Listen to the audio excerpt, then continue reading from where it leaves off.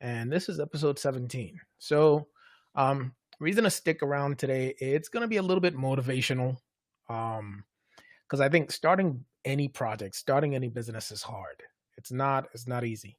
So I kind of like wanted to stop and look at, over the last couple of weeks, probably more than a couple of weeks at this point. I've been coming on here and kind of just sharing like what's my thought process, what's my experience, and how has it been for me to kind of like go through and do this publicly and kind of like make all these commitments and say I'm starting something. And today I just thought about it and I realized that one of the points that I was struggling with was that anybody that's starting a business is going to struggle with, right? It's going to be a little bit of doubt. How do you balance being practical with being with your ambition? How do you balance making sure that you are, not setting yourself up for failure by reaching too far, but at the same time also making sure that you're, not aiming too low. And so it's like thinking about all these things. It's like I definitely struggled with them. I think I probably talked about them. I don't know if I mentioned it as much as I would have wanted to, or as much as to like let it on. But it's definitely like nerve wracking a little bit and kind of like fraught with some points of indecision or at least waffling between two ideas because I kept thinking, well, what what is more likely to succeed or what's going to be easier to do, which are questions that you should definitely factor in. But I think that the thing that I forgot to ask was, which one would I choose if I knew that I could not fail, right? Just to eliminate the fear factor from the equation.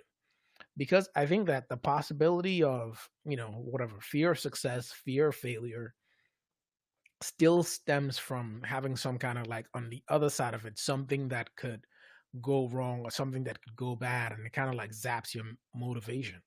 But if you think about it and say, okay, like what if you could not fail? I think that's a question that anybody that's stepping out on a new project or anyone that's stepping into a new business or a new role or going for just something ambitious should make sure that they ask themselves, what, how would I approach this?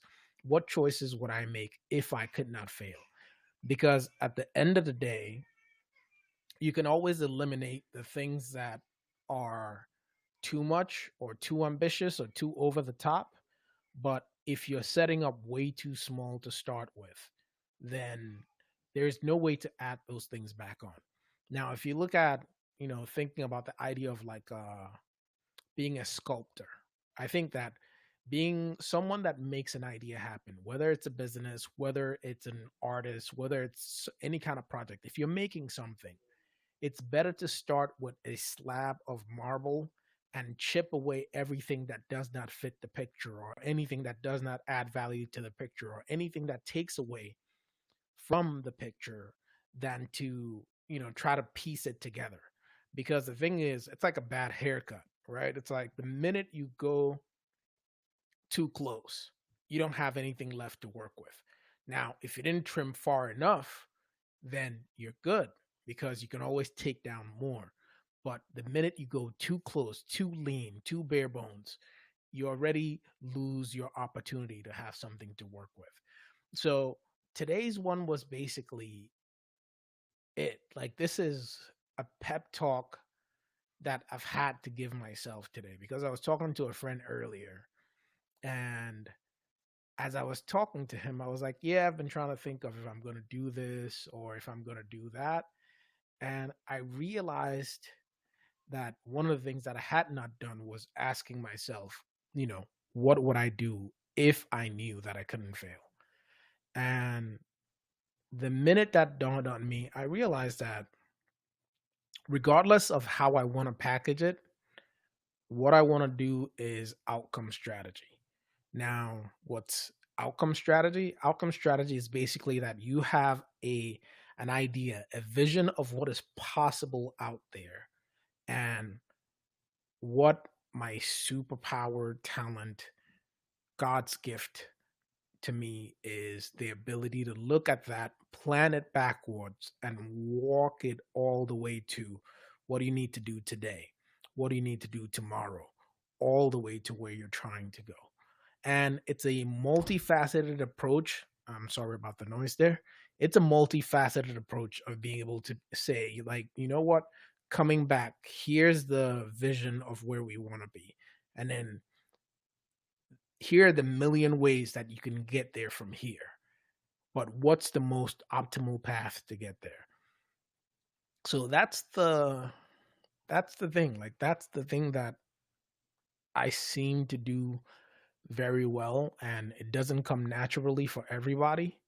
And when I've applied it for at least the people that I've had the chance of working with in the coding arena, in the business arena, it's worked well for them. And I think that is the best way for me to add value. So now, how will that be packaged up in the product ideas that I shared before?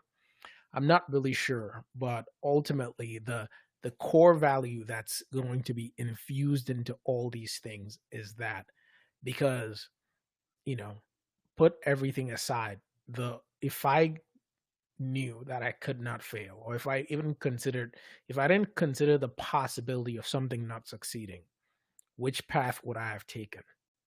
It's to basically help people out with outcome strategy. That's pretty much it. So I think doing that self work and self search to get to a point where you find out what is your thing, what drives you, what's the thing you would go for if you couldn't fail, and then see if it's actually feasible to try to do that thing, right? I think when I was in high school, I wanted to make money from rap. It's like I didn't know how to do it, right? I think I know way more now than I knew at any point in time back then.